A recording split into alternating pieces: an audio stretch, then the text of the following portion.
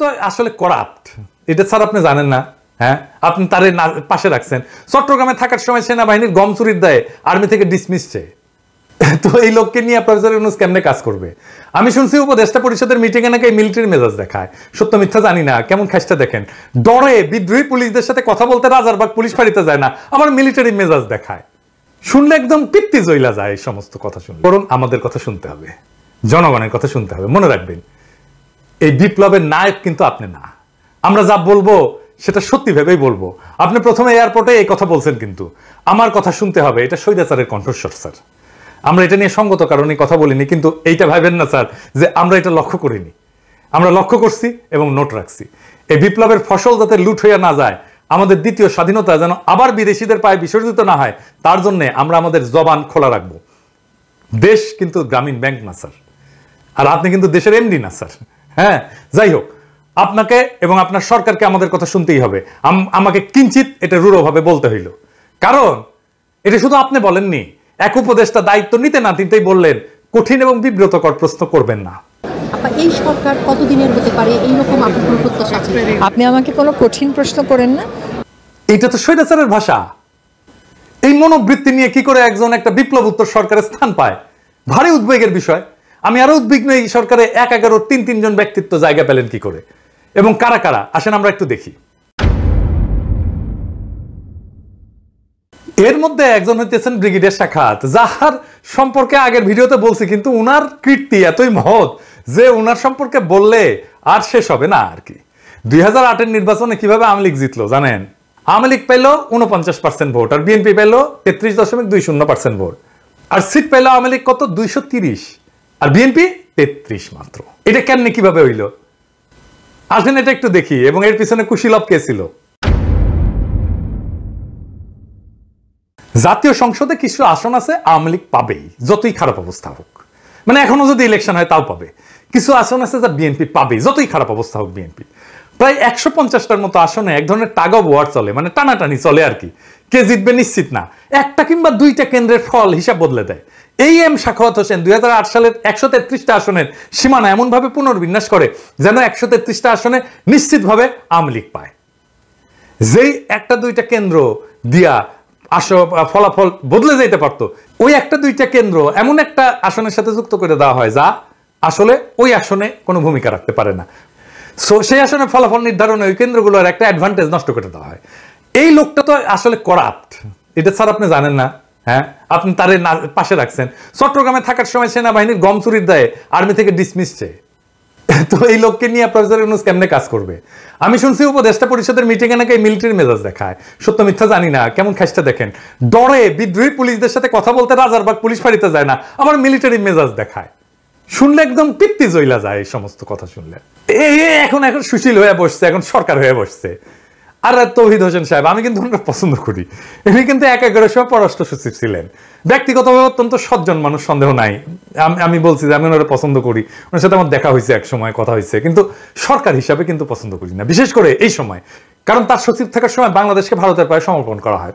এবার আমরা দ্বিতীয় মুক্তিযুদ্ধ করে ভারত মুক্ত হইলাম, এখন কি করে আশা করতে পারি যে তিনি বুক চিতায় শহীদ আবু সাইদের মতো ভারতের সামনে দাঁড়াতে পারবেন? আমি অন্তত সেই আশা করি না। সেই মেরুদণ্ড ওনার নাই, থাকলে সেই সময় রুখে দিতেন। তাই এই কাজ তারে দিয়ে হবে না। আর 111 আরেক কুশীলা হলে হাসান আরিফ, এর আমলে 3 মাসের তত্ত্বাবধায়ক সরকারকে টেনে টুনে 2 বছর মেয়াদি করা হয়, যার ফল আমরা 16 বছর ধরে মর্মে উপলব্ধি করতেছি। কে 2 বছর মেয়াদি করার কাজটা করছে? উনি। এই সরকারের প্রত্যেক মানুষকে হইতে হবে দক্ষ বিপ্লবের চেতনাবাহী এবং সাহসী এবং হৃদয়বান।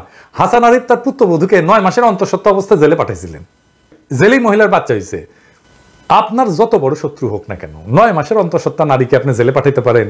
উনি বলবেন জেলে তো আমি পাঠাই নাই, পুলিশ নিয়ে গেছে। 10 বার জামিন চাইছিল এই মহিলা, ওনার পুত্রবধূ। ক্ষমতা খাটায় আটকায় দেওয়া হয়েছে। কে ক্ষমতা খাটাইছে? 2 বছরের মাসুম বাচ্চাকে মায়ের কাছ থেকে সরায় রাখা হয়েছে। উনি তো বাসার মানুষকে আগে দেখবেন, দেশের মানুষের প্রতি ন্যায় উনি কেমনে করবেন? নিজের বাসা ঠিক রাখতে পারে না, আর দেশের প্রতি দায়িত্ব পালন করতে আসছেন। এই সমস্ত বালের আলাপ দিয়েন না তো আমার সাথে। তার অপকর্মের ফিরিস্তি পরে দেওয়া যাবে। যাই হোক, স্থানীয় সরকার পল্লী উন্নয়ন সমবায়ের দায়িত্ব যদি কাউকে দিতে হয়, তাহলে তো ১-১ একজন কুশীলবকে কেন? এই বিষয়ে তার কি বিদ্যা, কি অভিজ্ঞতা? সরকার কি এরকম একটা বাটোয়ারার বিষয়? এবার আর কয়েকটা প্রশ্ন রাখি। 15 বছর স্বৈরাচারের কয়লা বৈশা সকল সুযোগ সুবিধা ভোগ করছে জাতীয় পার্টি। তারাও তো স্বৈরাচারের দোষর নাকি? হাসিনার তো তারা জোট সঙ্গী। কেমন করে বিপ্লবী সরকারের শপথ অনুষ্ঠানে তারা অংশগ্রহণ করে? এ দায় কার? আরেকটা বিষয়, ইন্ডিয়া আর আওয়ামী লীগ হিন্দুদেরকে মাঠে নামাইছে, এইটা বলে যে তাদের উপর নির্যাতন হইতেছে। আপনি একজন হিন্দুর স্ট্যাটাস দেখেন, সে বলতেছে আওয়ামী লীগের নির্দেশে ফুরসাইল গ্রামের পোদ্দার বাড়ি এই মন্দিরে বোম ফুটাইছে। এডিটর সাহেব দেখান কারা এটা করছে এবং সে কি বলে, যাকে ধরছে সে কি বলতেছে। আমরা 3 জন ছিলাম। মাসুদ খানে পাঠাইছে। কোনো টাকা অফার করছিল না, আমরা তো তার কথাই আর কি ফুটাইছি। কোন জায়গায় ফুটাইতে গেছে? মন্দিরের সামনে ফুটাইছি। কোন এলাকায়? ফুসেল। কে ফুটাইতে গেছিল? কে? মাসুদ। আপনি কি মাসুদ খান? আমি লিখে না মাসুদ খান নেতা, উনি বোম ফুটাইতে গেছে মন্দিরে। বোম মারতে অর্ডার দিছে? হ্যাঁ। আচ্ছা ঠিক আছে। কটা বোম মারছো? আমরা তো 2টা বোম ছিল। 2টা বোম দিছিল? কি নিয়ে আইছিলা? না, আমাদের বোমই ছিল। সাথে কি নিয়েছিলা? বাইক নিয়েছিলা? না, সাথে একটা বাইক ছিল। কে কে ছিল সাথে? সাথে কে কে ছিল? 3 জন ছিলাম। 3 জন। নাম কি? সমিত, তুহিন আর আমি। ওকে। আচ্ছা, তোমাদের কোন টাকার অফার করে না? কি বলে নিছে? কি বলে নিছে তোমাদের? তোমাদের কি বলে ওখানে নিছে? কি বলে দিছে এটা বলো। আমাদের বোম ফুটাইতে বলছে আর কি ফুটাইছি। কইছে এটা বন্ধ করতে। টাকা পয়সা দিছে কোনো? টাকা পয়সা দিছে কোনো? না। সে বিষয়ে তুমি কিছু জানো? না, না। তারা জানে? ওটা জানি না। তা তোমরা মারলা কেন? তোমার স্বার্থ কি? এইগুলা ইন্ডিয়ান মিডিয়া ছড়াইতেছে। এই যে দেখেন 20টা গুজব তারা আইডেন্টিফাই করছে। দেখেন কিরকম গুজব। এডিটর সাহেব একটা কইরা দেখান। হ্যাঁ, দেখেন কিরকম ফলস গুজব এই সমস্ত গদি মিডিয়া ছড়াই দিছে টুইটারে। ইন্ডিয়ারে বলতেছি, নিজের দেশে সংখ্যালঘুর নিরাপত্তা নিয়ে বিচলিত হন, বাংলাদেশ নিয়ে বিচলিত হইয়ার না। এমনিতে তো আমসালা দুইটাই গেছে। বাংলাদেশের সাথে সম্পর্ক আরো নষ্ট করতে না চাইলে থামেন এইবার। বাংলাদেশের হিন্দুদের নিজের রাজনৈতিক কৌশল বাস্তবায়নে ঘুঁটি বানাইবেন না। পাশারসা আমরা কিন্তু তুলে দেবো একেবারে। আওয়ামী লীগ নেতারা 300 দুষ্কৃতিকারীদের ভাড়া করছে ডাকাতি করার জন্য, ঢাকা এসে ডাকাতি করতেছে, অবিশ্বাস্য। তো হিন্দু ভাইরা একটু শুনেন, হাসিনার শাসনকে ফিরে আনার জন্য হিন্দু নির্যাতনের কাঠ খেলবেন না। এই অস্থির সময় দুর্বৃত্তরা সুযোগ নেয়। আওয়ামী লীগের মুসলমান নেতারা মাইর খায় নাই, বিভৎসভাবে মাইর খাইছে, মারা গেছে, বাড়ি ঘরদোর পুড়াই দিছে, দেয় নাই? কত বড় বড় নেতাদের বাড়ি ঘর, শেখ মুজিবের 32 নম্বর পুড়াই দিছে। আমি বলছি কোথায় কোথায় যোগাযোগ করতে হবে নিরাপত্তার জন্য। আপনাদের বাসস্থান মন্দির পাহারা দেওয়া হয়েছে না? হয়েছে তো, আরো হবে।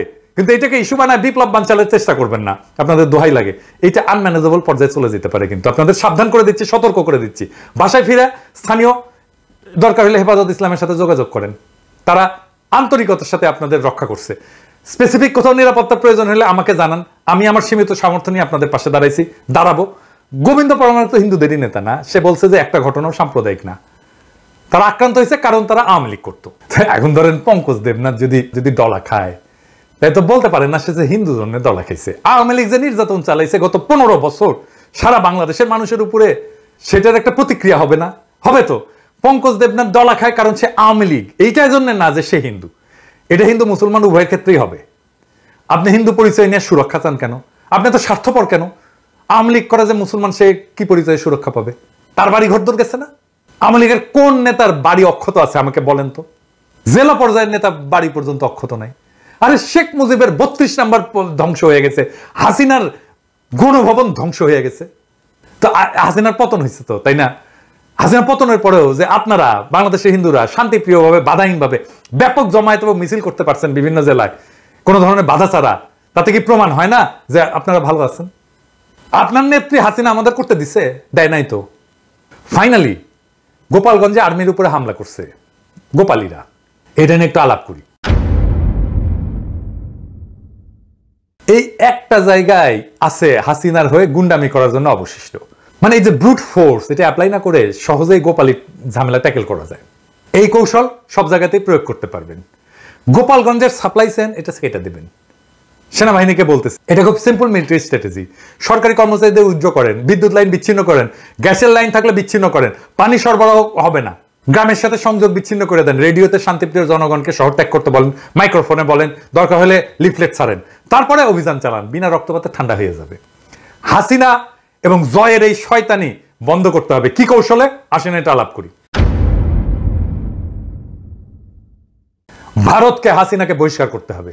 একজন গণহত্যাকারীকে ভারত আশ্রয় দিতে পারবে না। ভারতের সাথে আমাদের আরো অনেক ফয়সালা আছে। ভারতকে বলতে হবে ঢাকার হাইকোর্টের সামনে থেকে অপহৃত সুখরঞ্জন মালিক কিভাবে ভারতের জেলে যায়, বিএনপি নেতা সালাউদ্দিন কিভাবে ঢাকা থেকে গুম হয়ে সিমলায় আবিষ্কৃত হয়।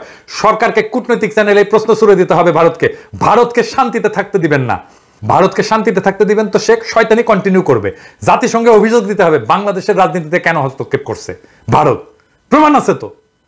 ভারতের সাথে সমস্ত চুক্তি প্রকাশিত করতে হবে, যে চুক্তিগুলো বাতিলযোগ্য সেইগুলো অবিলম্বে বাতিল করার জন্য সরকারকে ব্যবস্থা নিতে হবে। জব পারমিট ছাড়া যারা বাংলাদেশে কাজ করতেছে ভারতীয়, তাদেরকে গ্রেপ্তার করতে হবে। এভার কেয়ার সহ যে সমস্ত হাসপাতালে ইন্ডিয়ান ডাক্তার আছে তাদেরকে তাড়াইতে হবে এবং গ্রেপ্তার করতে হবে, কারণ তারা আইন ভাঙছে। আইন কিভাবে ভাঙছে আসেন বলে দিচ্ছি। বাংলাদেশের আইন অনুসারে বিদেশি ডাক্তার টেম্পোরারি রেজিস্ট্রেশন পায়, কিন্তু রুগী দেখতে পারবে না। একটা ক্ষেত্রে পারবে, যদি স্থানীয় ডাক্তারকে প্রশিক্ষণ দেয়। এরা প্রশিক্ষণের কথা বলে ধুমসে রুগী দেখতেছে, এটা তো কোনো প্রশিক্ষণ দিচ্ছে না, তাই না? বসে রুগী দেখতেছে, এটা পারে না, এটা আইন বিরুদ্ধ কাজ। এই আইন বিরুদ্ধ কাজ করার জন্য এদের প্রত্যেককে গ্রেপ্তার করতে হবে। হাসিনারে শান্তিতে থাকতে দিচ্ছেন জন্য সে শয়তানি করতেছে। হাসিনার বিরুদ্ধে আইসিসিতে আয়নাঘর নিয়ে এখনই মামলা করেন, আর এই আন্দোলনের সময় যে গণহত্যা হয়েছে তার তদন্তের জন্য জাতিসংঘকে আহ্বান জানায়। বাংলাদেশের কোনো ইনস্টিটিউট নাই এটা তদন্ত করতে পারে। আরে পুলিশ, ও তো ভয়ে আসতেছে না, ও কি করবে? আর এই জুডিশিয়ারি দেখছেন কি অবস্থা, সব ঠান্ডা হয়ে যাবে। জাতিসংঘকে আহ্বান জানান, জাতিসংঘ যখন এটা তদন্ত করতে আসবে, হাসিনা নাশকতার নির্দেশ না দিয়ে আবার গর্তে ঢুকবে। ইন্ডিয়ার হাসিনাকে দৌড়ের উপরে রাখেন, বাংলাদেশ ঠান্ডা থাকবে।